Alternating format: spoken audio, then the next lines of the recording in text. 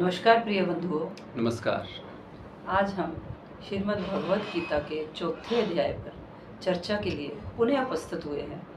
तो मैं प्रवीण शर्मा, श्री अनिरुद्ध कपिल जी। नमस्कार।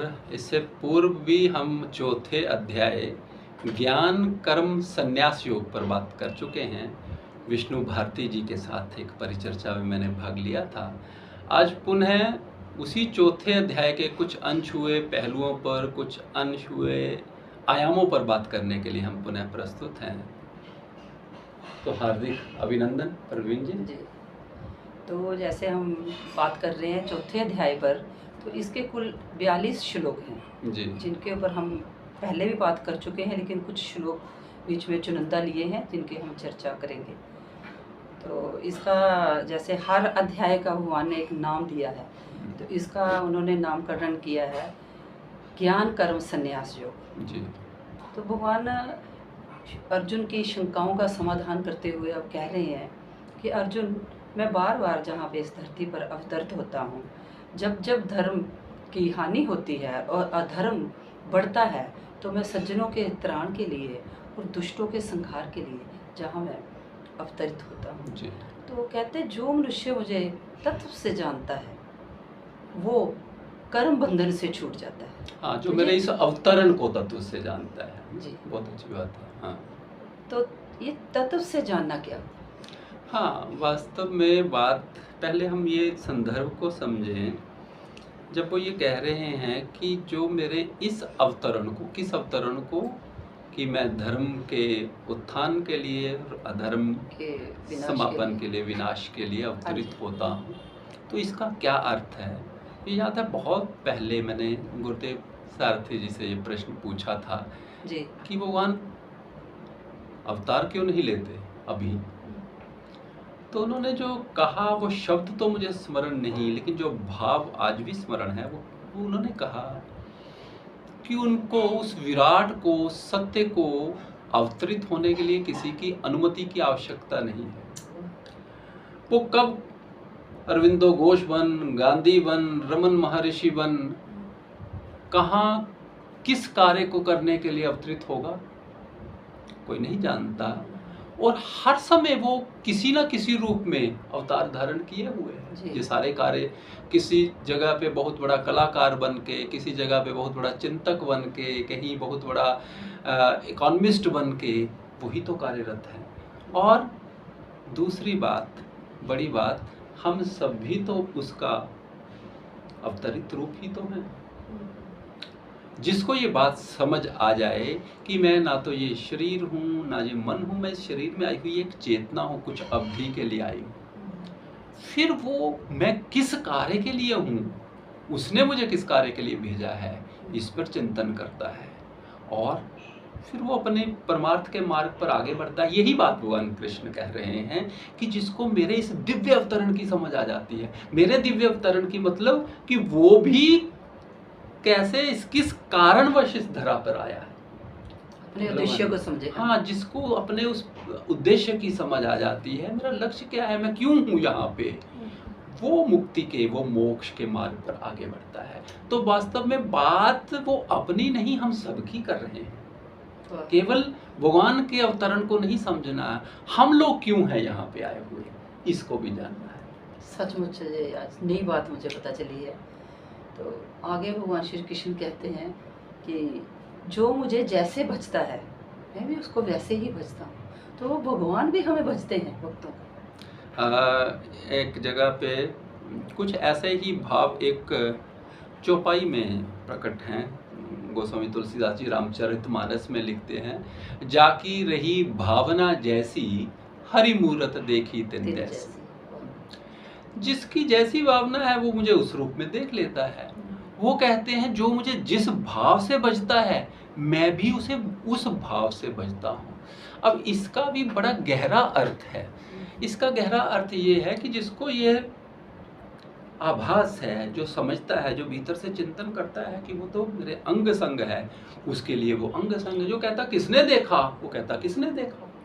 इसको थोड़ा और हम समझें, जब हम ये कहते हैं कि उसकी दी हुई शक्ति से, उसके दिए हुए गुणों से ये मैं कार्य कर लूँगा, कोई बात नहीं, इतना पेचीदा इतना कठिन कार्य मैं कर लूँगा, तो वो हो जाता है। और जब हम कहते हैं मैं तो सोच भी नहीं सकता करने की, मैंने ये कभी किया ही नहीं, नहीं होता है, बड़ा मुश्किल है। क्योंकि जिसने करना है, जिसको जो कह रहे हैं कि जाकी रही भावना जैसी, वो हमारे ही भीतर तो छुपा हुआ है, और हमारे ही संकल्प में, हमारे ही सकारात्मक सोच में उसी की सोच है। हमने ये कहा कि मैं ये कर लूंगा, तो वही ये कह रहा है कि जाओ तुम कर लो। जब मेरा ही अंतस ये कह रहा है, जब मैं कहता मुझसे ये कभी नहीं हो सकेगा, तो कहता हाँ कभी नहीं हो सकेगा। तो जैसा हम अपने अंतस के प्रति, अपने आत्म के प्रति भाव रखते हैं, वो भी हमें वैसा ही देती है। इसका अर्थ ये है कि जैसा, इसीलिए जैसा मैं निरंतर सोचता हूँ वैसा हो जाता हूँ, और वैसा ही बनता चला जाता हूँ कि मेरे जीवन में तो कष्ट ही कष्ट हैं, इन कष्टों से पार नहीं लगता, और कष्ट ही सहते चले जाते हैं। वो एक हिंदी फिल्मी गाना है ना कि जीवन में हम आए हैं तो जीना ही पड़ेगा, जीवन है अगर जहर तो पीना ही पड़ेगा। ऐसी मानसिकता लेके जिएंगे तो बस जहर ही पियो, फिर विवश होके जियो। लेकिन यदि मोक्ष, यदि अमरता मेरा जन्म सिद्ध अधिकार है, तो मैं इस क्षण भी अमर हूं। ये मैं जैसा अपने आप को समझता हूँ, मेरा अंतस भी मुझे वैसा ही बना देता है, वैसा ही परिणाम दे देता है, वैसा ही हो जाता है। इसको, इसी सिद्धांत को आज हम आकर्षण का सिद्धांत या लॉ ऑफ अट्रैक्शन कह के परिभाषित कर रहे हैं। मैनिफेस्टेशन भी हाँ, मैनिफेस्टेशन कह रहे हैं कि जो हम विजुलाइज करेंगे वैसा साकार रूप ग्रहण कर लेगा, वैसा मैनिफेस्ट हो जाएगा। ये वही अर्थ है। आगे भगवान बहुत सारे यज्ञों की बात कर रहे हैं जी। तो मैं भी देखती हूँ कि यज्ञ करते हैं लोग, वो करते हैं, तो वो कह रहे हैं द्रव्य यज्ञ होता है, तप यज्ञ होता है, देव यज्ञ होता है, बाद में वो कहते हैं कि प्राणों में प्राणों की आहुति, तो वो भी एक प्राणायाम भी एक यज्ञ है। फिर वो कहते हैं ज्ञान यज्ञ, ज्ञान यज्ञ भी एक बहुत बड़ा यज्ञ है, जिसको वो बहुत बहुत महत्व दे रहे हैं वो। तो ये यज्ञों की क्या इसमें? हाँ, आइए थोड़ा सा ना इसको हम थोड़ा सा पीछे चलते हैं इस बात को समझने के लिए यज्ञ की क्या है। हम ये चौथे अध्याय पे बात कर रहे हैं ना, हम ये भी जानते हैं कि हमने ये जो सफ़र तय किया है चौथे अध्याय तक का, यहाँ की यात्रा कैसे हुई है। हम जानते हैं पहले अध्याय को हम अर्जुन विषाद योग के नाम से जानते हैं, और अर्जुन विषाद योग में हम सब जानते हैं कि अर्जुन को अपने ही लोगों को सामने देख के कि ये कैसे मैं इनसे युद्ध करूंगा, वो मोहग्रस्त हो जाता है। फिर वो अपना पांडित्य दिखाता है और ये कहता है कि ये युद्ध तो अधर्म है ना। फिर आगे यात्रा शुरू होती है। दूसरे अध्याय में भी कुछ पार्ट में तो वो अपनी ही शंकाएं व्यक्त करता है अर्जुन, लेकिन उसके बाद दूसरे अध्याय में जिसे हम सांख्य योग के नाम से जानते हैं, वो कृष्ण सबसे पहले अर्जुन को शोक रहित करते है ना, कि मेरी बात सुनने के लिए ये जरूरी है कि ये इतनी बुरी अवस्था में, हाथ पैर कांप रहे हैं, मुख सूखा जा रहा है, ये खड़ा होने में भी असमर्थ है, तो पहले उसको अर्जुन को वो थोड़ा सहज कर देते। हाँ, वो आत्मा की अमरता, उसकी अखंडता और शरीर की नश्वरता का ज्ञान देते हैं। तो उसको सांख्य योग कहा है। जबकि दूसरे ही अध्याय में वो थोड़ा सा इशारा कर्म की ओर भी देते हैं कि कर्म करते जाओ, फल मिलते छोड़ दो। लेकिन तीसरा अध्याय आते आते, तीसरे अध्याय को हमने कर्म योग कहा है। वहां पे वो कर्म के बारे में कहते हैं कि तुम्हें कर्म करना ही है। कैसा कर्म करना है? निष्काम कर्म के बारे में पूरा विस्तार से वर्णन है कर्मयोग का। लेकिन चौथे अध्याय में भी उन्होंने 3 बातों पे बात की है। एक ज्ञान की बात की है, एक उन्होंने कर्म की बात की है, और एक संन्यास की, जो समाधिस्थ हो जाता है, संन्यास्त हो जाता है, वो कैसा है। तो ज्ञान, कर्म और संन्यास योग से अब देखिए वहां से चली यात्रा। अब वो कर्म के बारे में बड़ी एक विशेष बात कह रहे हैं। पहले तो कह रहे हैं कि कर्म फल की इच्छा के बिना करना है, लेकिन अब कौन सा कर्म करना है, तो वो कहते हैं यज्ञ कर्म। अब ये प्रतीकात्मक भाषा है भगवान श्री कृष्ण की। जैसे हवन कुंड में, यज्ञ में हम आहुतियां देते हैं, समिधा की आहुतियां देते हैं ना, आहुति का अर्थ होता है कि मैंने ये भाव भी समर्पित किया, ये भाव भी समर्पित किया, आपको अर्पित किया, है ना, सब कुछ होता है। वैसे ही वो कहते हैं कि जो भी तुम कर रहे हो उसको यदि मुझे अर्पित करते चले जा रहे हो तो वो एक यज्ञ है। क्या? आपने किसी को खाना खिलाया, द्रव्य उसको बोलते हैं, द्रव्य यज्ञ वो कहते हैं उसको। किसी को कुछ वस्तुएं खरीद के ले दी, किसी को स्टेशनरी ले दी, गरीब बच्चों को पेंसिलें ले दी, तो वो द्रव्य यज्ञ है। अन्न, कोई भी सामान का आपने दे दिया। उसी प्रकार से जब कोई तप करता है, किसी के कल्याण के लिए साधना करता है, उसको तप यज्ञ कह दिया। कोई प्राणायाम के द्वारा अपने भीतर जाता है, अपना और सबका कल्याण करता है, तो वो भी एक यज्ञ है ना। और उसी प्रकार से वो ज्ञान यज्ञ की बात करते हैं और ये भी कहते हैं कि श्रेष्ठतम यज्ञ जो है ज्ञान यज्ञ है।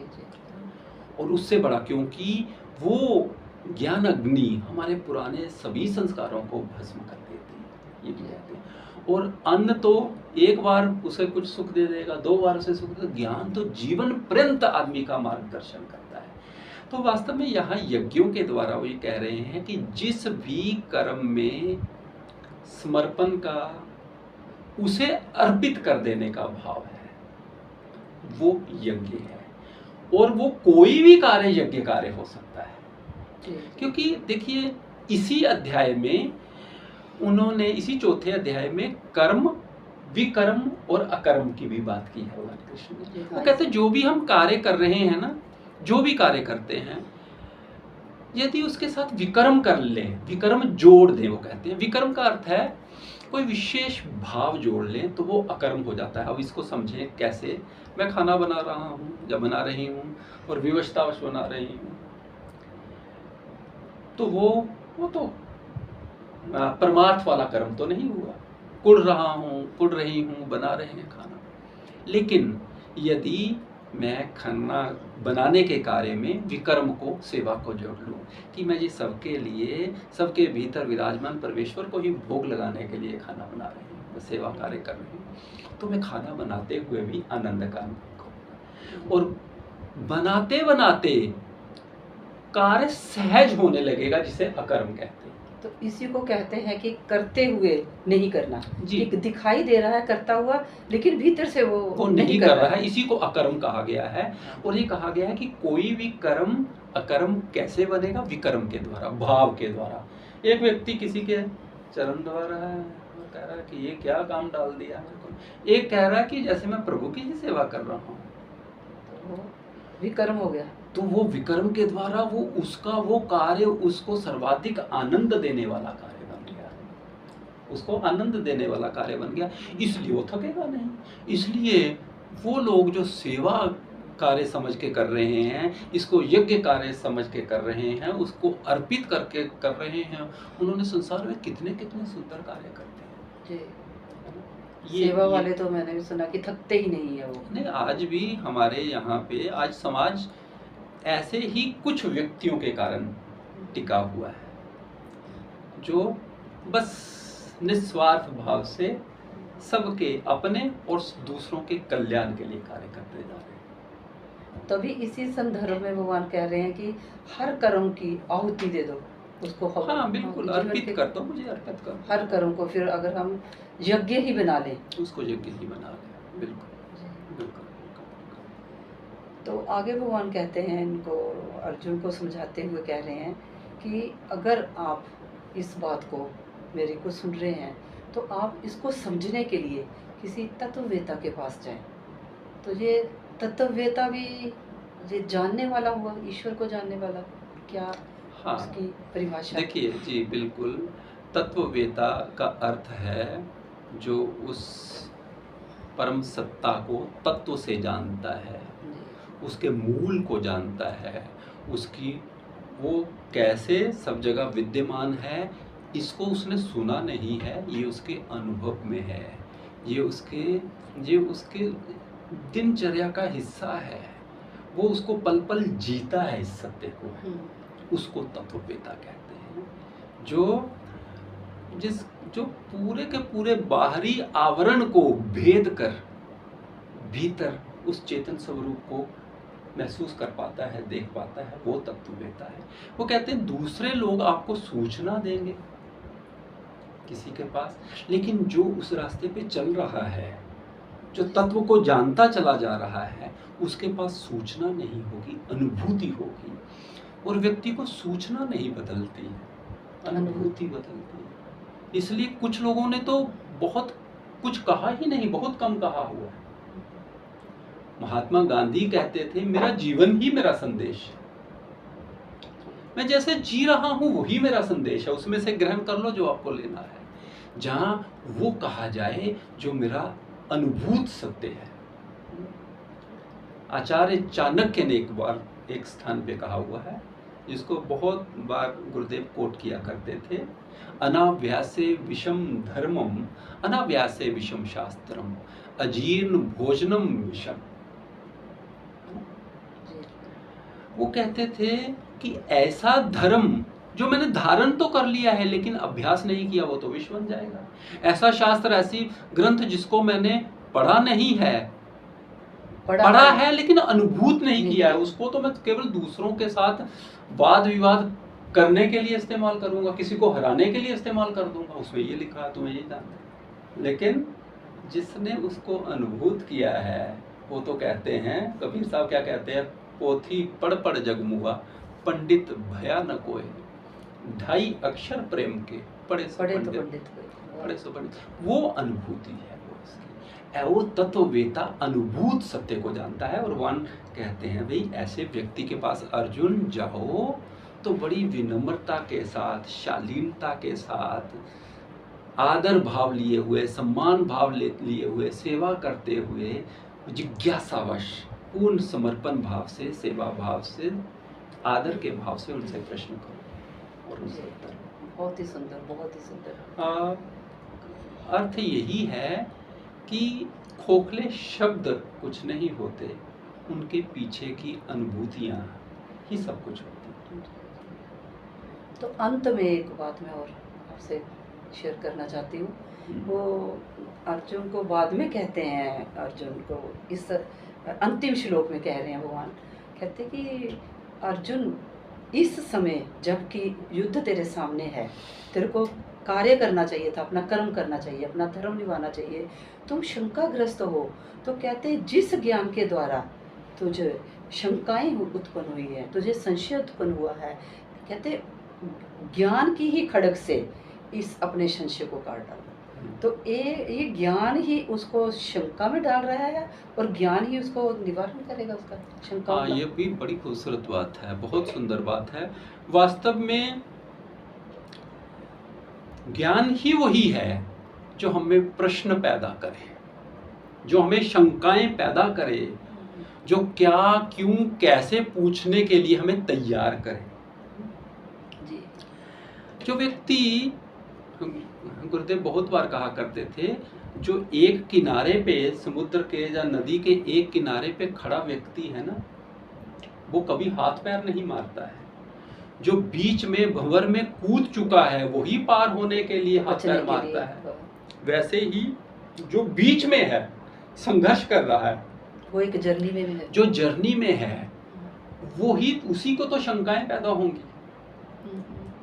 तो अर्जुन अगर शंका पैदा कर रहा है तो उसकी बड़ी उच्च स्थिति है जी।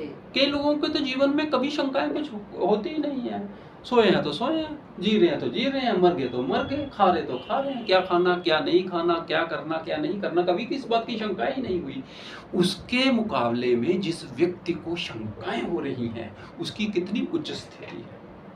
इसीलिए हमारे वाङ्मय में 3 स्थितियों का वर्णन है। ये भी गुरुदेव बार बार इनको समझाते थे कि एक होती है सुप्तावस्था, सोया हुआ आदमी, जो होता जाए, अच्छा बुरा, लाभ हानि, मान अपमान कुछ नहीं, सिर्फ लक्ष्य क्या, मकसद क्या, डगर क्या, रास्ता क्या, कुछ नहीं, वो सोई हुई अवस्था है। एक होती है उसके ऊपर स्वप्न अवस्था।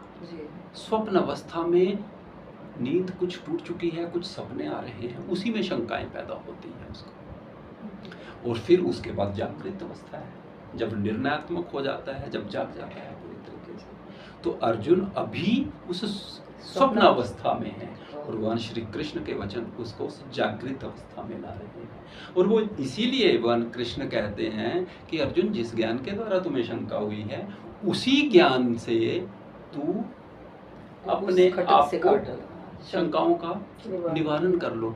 गुरुदेव सारथी जी ये भी कहा करते थे कि जिसे हम ज्ञान कहते हैं ना, इसी संदर्भ में देखिए यही संदर्भ है, जिसे हम ज्ञान कहते हैं वो आगे ज्ञान प्राप्त करने की सीढ़ी मात्र होती है। जो हमने पहले, वो आगे जाने के लिए सीढ़ी होती है वो ज्ञान। और अंततः सारे का सारा ज्ञान क्या करेगा, हमें अनुभूति में बदलेगा, जब भक्ति में बदलेगा। और जिस ज्ञान की अनुभूति नहीं बनती है वो ज्ञान ही नहीं, कोरा ज्ञान। और जो अनुभूति ज्ञान में नहीं बदलती वो अनुभूति ही नहीं है। तो ज्ञान और अनुभूति, या ज्ञान और भक्ति, या भक्ति और ज्ञान, या ज्ञान और अनुभूति, या अनुभूति और ज्ञान, ये दोनों एक दूसरे के पूरक हैं, कंप्लीट करने वाले। और पैरेलल भी चलते हैं, समानांतर। हाँ, समानांतर मीन्स एक दूसरे को पुष्ट करता है, दूसरा पहले वाले को पुष्ट करता है, ऐसा है। तो बड़ी सुंदर बातचीत। हमें भी पता चला कि हम कोरा ज्ञान ना अर्जित करें। हाँ, हम सब भी कोरा ज्ञान ना करें। हम जो भी कह रहे हैं, मैं भी जो बात कर रहा हूँ, आप भी जो कह रहे हैं, पहले अपने ऊपर अप्लाई करें, धारण करते चले जाएं जीवन में, फिर जाके दूसरों तक उसे संप्रेषित करें। यही यात्रा है, जगने की और जगाने की यात्रा यही है। बहुत सुंदर, बहुत ही तो बहुत सुंदर। आपने भी खूब तैयारी की प्रवीण जी, आपका आभार। और सब लोगों से निवेदन है कि सदैव की भांति अपने प्रेरक वचनों से, आशीष वचनों से हमें नवाजते रहें, हमारा मार्ग प्रशस्त करते रहें, दिखाते रहें हमें क्या करना है। आभार, धन्यवाद। धन्यवाद।